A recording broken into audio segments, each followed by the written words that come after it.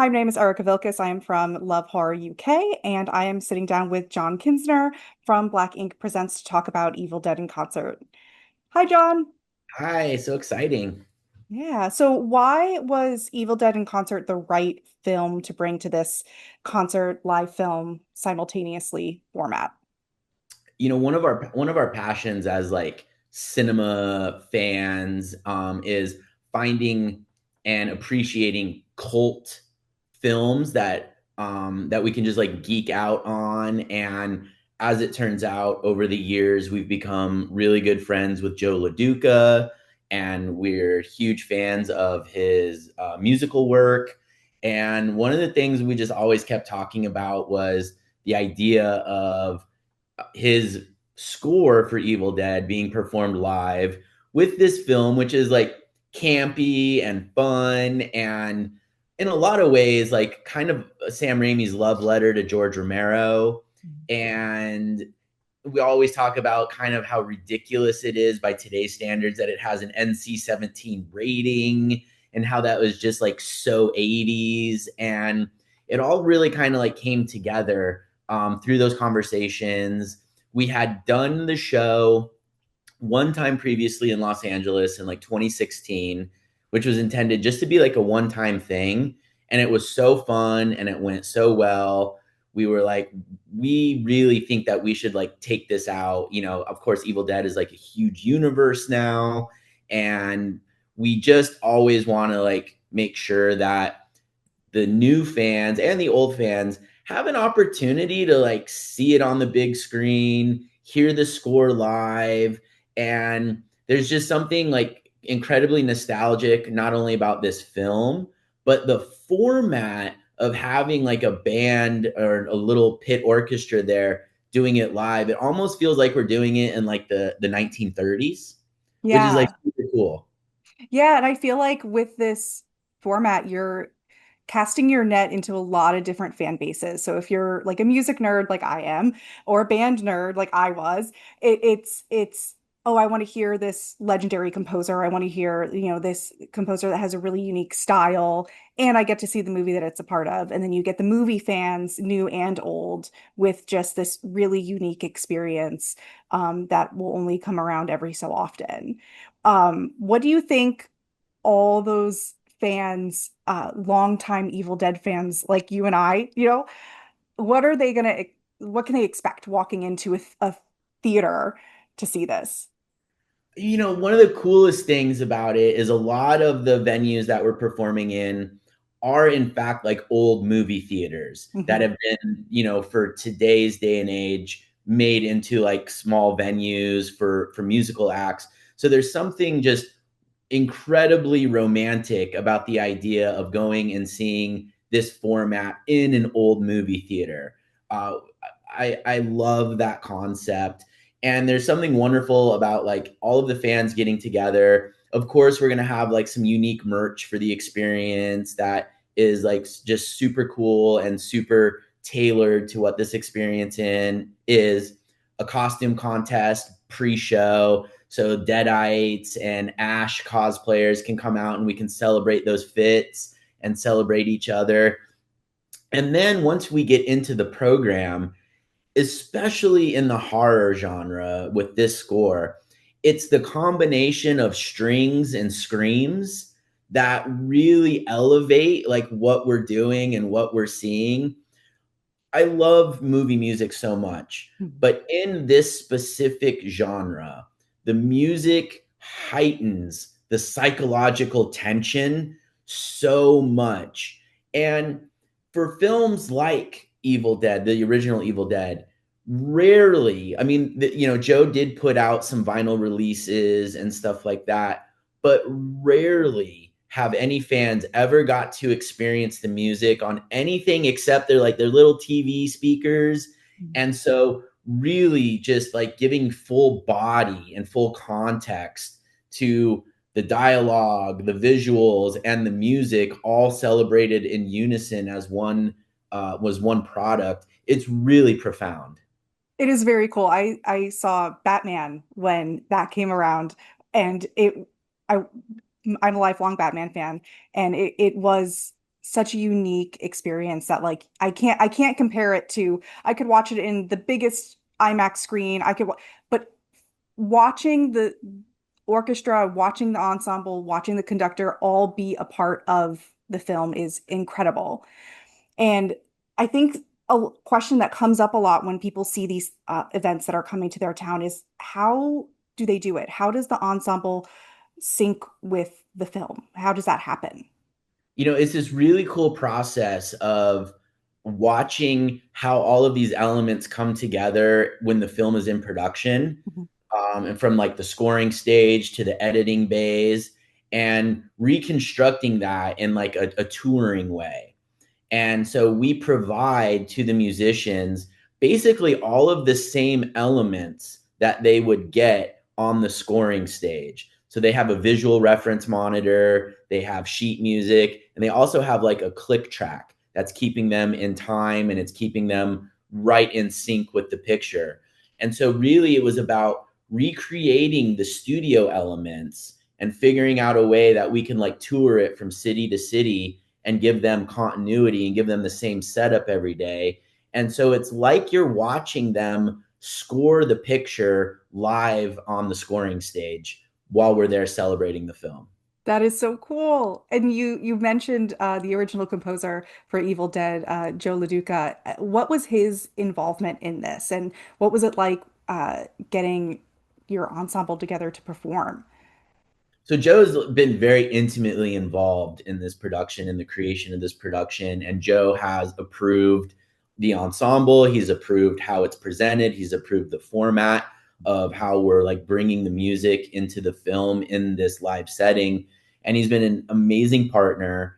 And but it all starts with him. He's very passionate, as a lot of composers are, about this music getting like a real opportunity to be performed live and to be appreciated. I think this one is very personal for him because I believe it was like his very first film score. And he's been very enthusiastic and very involved in the process of creating this project. That is so cool. And approval from the OGs are always appreciated, especially with these cult classics. Um, Totally. yeah, I mean it's gonna be so cool. What do you think?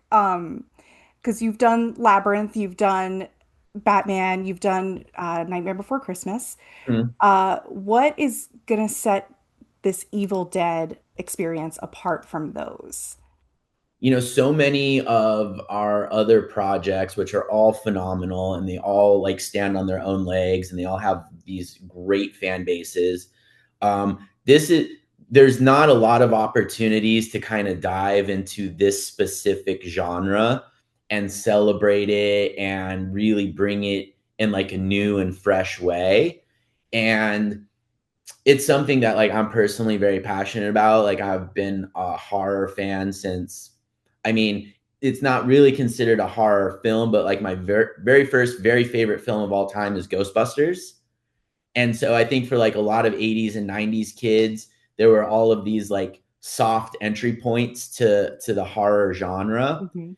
And so being able to just like proudly say that we are doing a horror score, uh, and honestly, there's something like for me so cool and ridiculous that we're doing it with like this film that has an NC-17 rating, and Yes, and like it's a zombie picture, but it's also like the original kids in the woods in the cabin kind of. yes. So all of those things together like make this like deeply personal and like just elevate something that really hadn't been contemplated to be elevated before Mhm. in this format. Yeah, that is so cool. You've mentioned that NC-17. Were there any unique challenges with this project with it being NC-17? We just had to be like very transparent with our partners and each market promoter, Mhm. being like, listen, it does have an NC-17 rating because we don't want anybody to like mistakenly wander in, and we don't want there to be like any buyer's remorse. And we needed to just make sure that we were being honest with the audience and honest with the ticket holders and honest with the buyers that this film does carry an NC-17 rating. So there were actually a couple of cities, which we won't name, that were like, we are going to pass on this because we just don't think our fan base or the people that come to our shows would support this. Mhm. And there's kind of like a badge of honor that goes with that, because you're like, okay, like I get it. Like that's the story and that's the history Yeah. of the genre. And there's something like kind of like punk rock about that. Yeah. Like we couldn't play in a few cities. We were too hardcore, We were banned from a couple of cities, too and gory. too gory, too much, too satanic, whatever you Mhm. want to call Yeah. it. And so there's a lot of pride that kind of goes with being part of that fabric of Yeah. like, that's what this content is, and this genre and this content has been dealing with that. And I often talk about like reminiscing on the satanic panic of the 80s and how this is just like a direct homage to that. Yeah, for sure. And it's, I'm excited for when you go to cities and maybe in like a downtown area, the theater, like the Capitol in Clearwater is in a downtown area. And to Mm-hmm. see everybody dressed up like Ash or to see everybody dressed up like Deadites and in the middle in this historic, like gorgeous venue, it's Totally. going to be such an incredible, unique experience. I'm so excited. Absolutely. And um, It's the response from the fans, and it's like yeah. the culture of the evening, and it's really a wonderful and beautiful thing to just be amongst your people, to be amongst people that have seen the movie 100 times. They know the cheesy lines, they know Mhm. where all of kind of like the plot points lay, but they still want to come out and celebrate it and be a part of like the community. Yeah, and it must be exciting for everyone in the ensemble and everyone behind the scenes making this happen.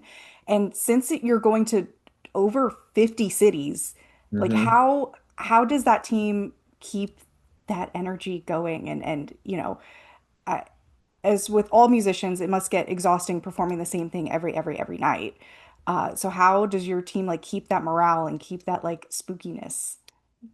I mean, they really have to, just like any team, we have to all come together and we have to gel, and there needs to be like some cohesiveness to the ensemble.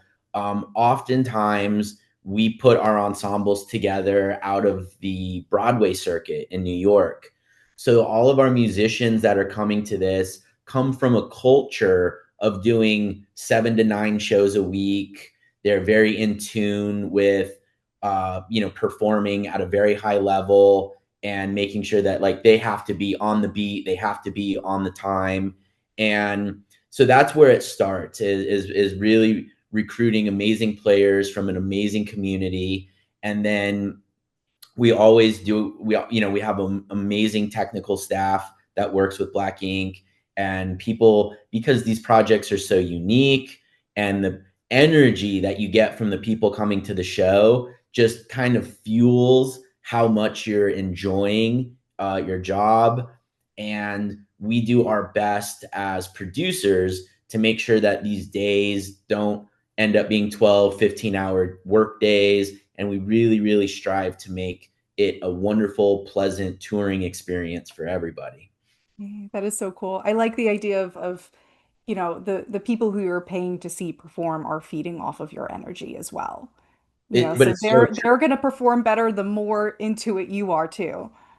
yeah, when they see people in costume, or they see people like shouting out lines, or they just the costume contest before show, it's just it's just so energizing for Yeah. everybody, and you're reminded of like why we do this. It's Mhm. literally to bring smiles, and it's literally to just help people kind of escape from whatever it is they're trying to escape from, even if it's only for a couple of hours. Yeah. And that's what movies are about. That's what entertainment is about. And so we get to really see it and provide it in its purest form. Yeah. Do you think that's why these like in concert films are becoming so popular the past couple of years?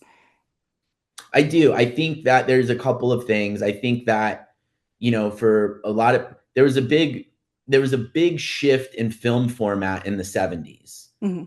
And you can clearly see how film changed. And you started, and it probably started a little bit before that with like Sergio Leone's Western, the spaghetti Westerns, Yeah. where they started to build these universes around these characters, and then into Star Trek and Star Wars and so on and so on. And so I think that a lot of these films are really comfort food for a lot of people. They've seen them, they celebrate them, they have no problem going out and spending a couple hours amongst like-minded people. And now the idea that like there's like an opportunity to do some cosplay, or there's an opportunity to like make an evening out of it. And you also know at minimum what you're getting. Mhm. You're already getting to see a film that you thoroughly enjoy, but now you're getting to see it in like an elevated format or an elevated fashion, or maybe in like a completely new way. And that's really exciting for a lot of people, myself included, you Yeah. know, to be able to add new layers to the story that you already enjoy. Yeah. It's cathartic for most people. Yeah, and I feel like it also makes like the theater, and live music and not classical music, but like that orchestra type of genre, like way more accessible to Absolutely. a Yeah, whole new. it democratizes classical music Yeah, a little bit, you yeah, know, it's very um, cool.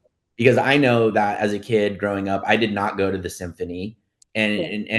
I found out later in life that I loved this music, but I loved it through the delivery mechanism of Disney films and John Mhm. Williams and Alan Silvestri. And it's like, oh wow, I really do have an appreciation for this music and these musicians.